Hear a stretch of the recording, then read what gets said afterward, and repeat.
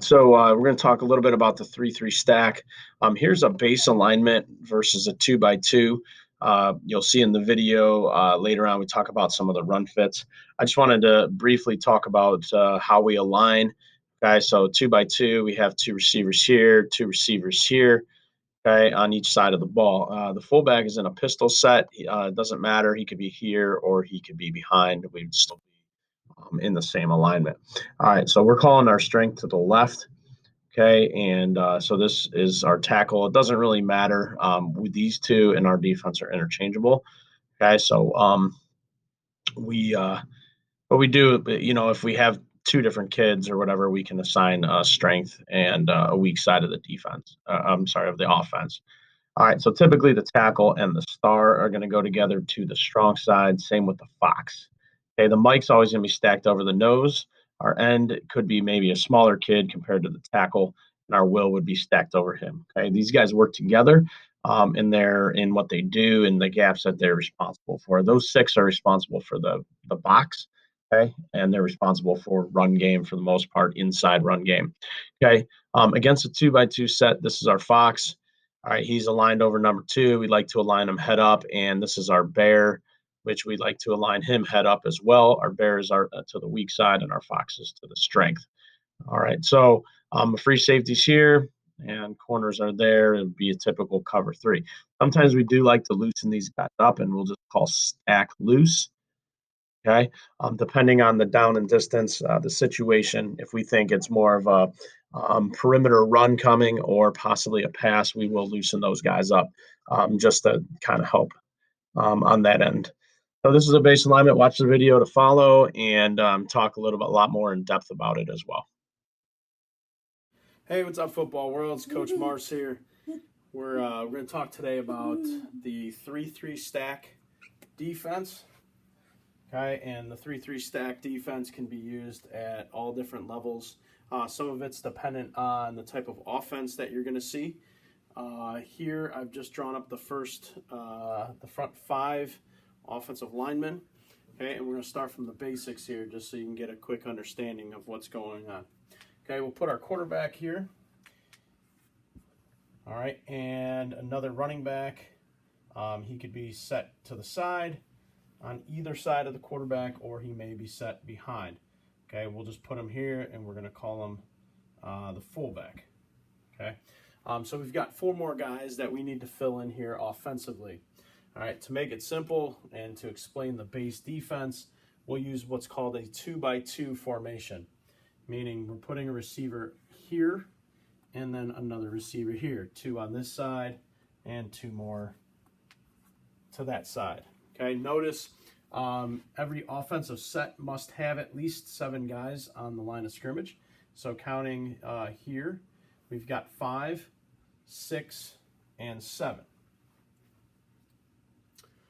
Okay, so based on this formation, okay, if we were going to get into a 3-3 stack, the idea is that the first 3 represents the defensive linemen. So we've got 3 defensive linemen. The next 3 in the 3-3 stack is your number of linebackers. Okay, so we'll use 3 linebackers. All right, typically this is just a base 3-3 stack defense. Okay, the player over the ball or over the center is called your nose guard. The other 2 defensive linemen that we're going to put up here, this is a little bit interchangeable. You can call them tackles, you can call them ends, whatever you'd like to call them. In our defense, we like to call them ends. Okay, this type of defense, a style of defense, is more for quicker defensive linemen. In my opinion, you do see some teams put a bigger guy at nose guard. Okay, but your 2 ends, typically you would like them to be maybe a little more athletic. This is a great defense for smaller defensive linemen that you might have.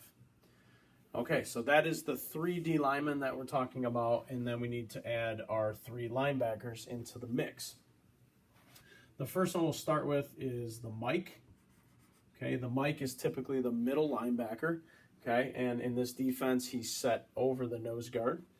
and that is why it's called a 3-3 stack, because you're stacking the linebackers over the defensive linemen. Now, the other two positions are two linebackers as well, and there's a variety of terms that are used to signify these positions. What we call our two linebackers are the will. Okay, the will, which starts with W, typically is going to go to the weak side of the offense. All right, now this offense is pretty much balanced. We've got a 2-by-2 set, 2 receivers on each side. The only thing that would make it unbalanced would be the fullback. All right, so some teams are going to call this the strength towards the fullback. Okay, so the weak side would be away from the fullback, so that's where we would put our will linebacker. Notice he is stacked behind the defensive end.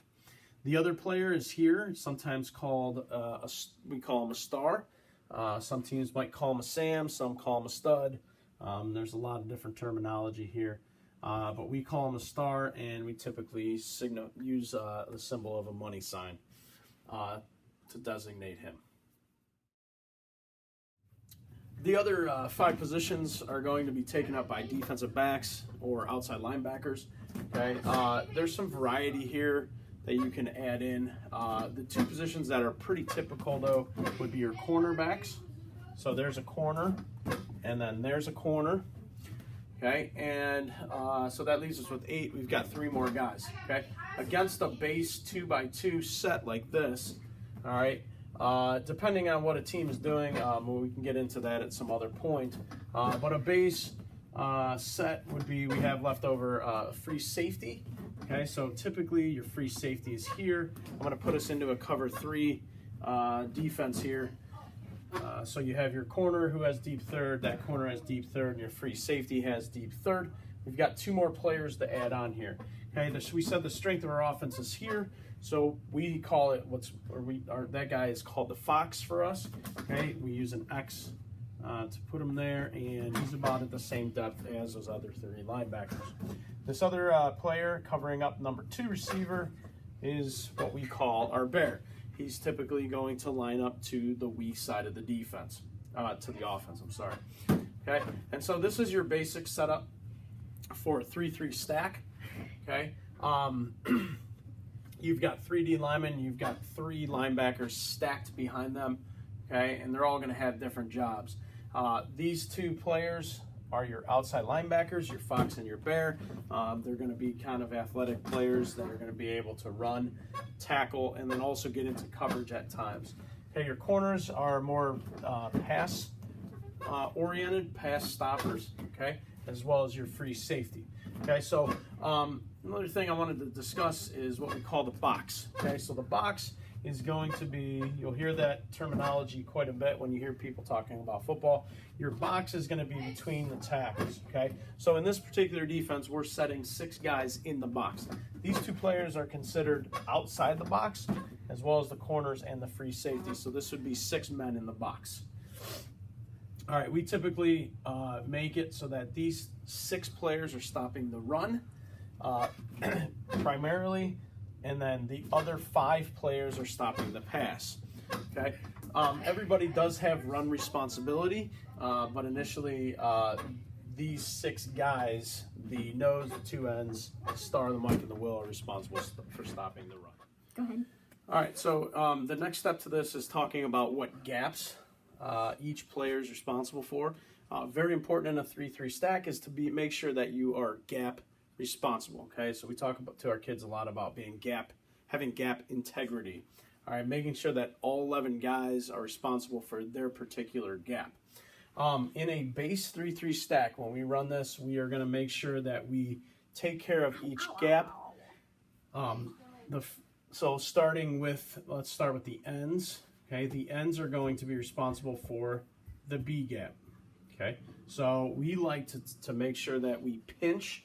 Okay, and so when we pinch, all right, our ends are responsible for B gaps. Our nose, depending on the game plan, he's going to go one way or the other, and it's important to give him a direction to go. Okay, so if he is just getting tied up with the center, that's really not a great thing for him, and he's going to be in trouble all night long unless you really have a big guy that can muscle around the center. All right, so we do like to slant him. We might tell him to go to the strength or go to away from the strength. All right, so but more than likely we're going to send him away from the strength. Okay, more than we're going to send him towards the strength. The reason being, we like our Mike linebacker to be responsible for the opposite gap. All right, these players are stacked for a reason. They're going to work together. Okay, so if the end is going to take B gap, your star is responsible for C gap. Okay, if your nose is going towards the weak A gap, your Mike will be responsible for the strong A gap. The end taking B gap, okay, would make the Will be in charge of C gap. Okay, so these guys, we call them cylinders. They're working together. They have to know where the other one is going, okay, and they're responsible for those gaps. So if you look here, we've got each gap taken care of. The star has the C, the end has the B, the Mike has the strong A, nose has weak A, end has B gap to the weak side, and the Will has the C gap to the weak side. All right, so those are our box players and what they're responsible for against run. Now, when we talk about defending the run, we're basically talking about if a team is just base blocking or they're blocking straight ahead, we might get some double teams. This could be like a zone blocking scheme, and so if there's zone blocking, those guys, all 6 of those guys, have to make sure that they are responsible for their gap. Okay. Let's get to the outside linebackers now, the Fox. Okay, so if you look here, this is the C gap. This would be the D gap, just outside of the outside linebacker. Okay, so our Fox is an outside contained player. So technically, okay, he's going to be responsible for outside of that man that he's on. Okay, and so some teams are going to align him head up, okay, meaning directly over that receiver.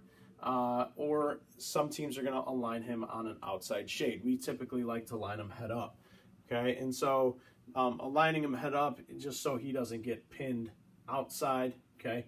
Because sometimes teams will use leverage on this guy if he is lined up to the outside shade. All right, and let's go to this side, same deal, okay? He's got C gap. Your bear is your D gap defender. All right, your corners, all right, there's really not a gap, but they're not supposed to be hooked. So they have to keep outside leverage on this receiver. Okay, depending what the receiver's doing, he's going to beat him to his outside shoulder, protect the sideline, nobody gets outside of him. And your free is kind of free to roam defensively, okay? When the free does get downhill, if the ball, let's say, is going to the right, okay, we want him on an inside-out pursuit to the ball, okay? So what we don't want him doing is releasing out here. We want him nice and flat. Once he reads run, we want him to the ball carrier right now. All right, this is the basic idea of a 3-3 stack against the 2x2 set. That's really important to note that this is versus a 2x2 set. Okay, in some videos down below, we'll talk about 3-3 stack defense against a 3x1 set, and then we'll also talk about stack defense, 3-3 stack defense against a tight end, which can create some challenges, definitely defensively. Okay, if you coach youth football, you're not always going to see a 2x2 set, so we'll talk about that. It's not the most common youth offense that you're going to face. If you're coaching at the high school level, you're going to see it a lot more often, and then the levels beyond, you'll see 2x2 sets. Okay, if you're coaching at the youth level, you're going to see some more tight ends and some more guys in the box, all right, accounting for your defenders. It's just the kind of the style of youth football. So it does change things a little bit, but this is the basic idea, and then the videos below will explain the differences. I hope this was helpful, and if you have any questions, comment below, and also subscribe to our channel. Also check out our website, www.sportswarrior365. All right, we cover a lot of other sports as well. Football is one of our main sports that we talk about on there. But there's a lot of information on there, and we'd love to have you over there checking that website out.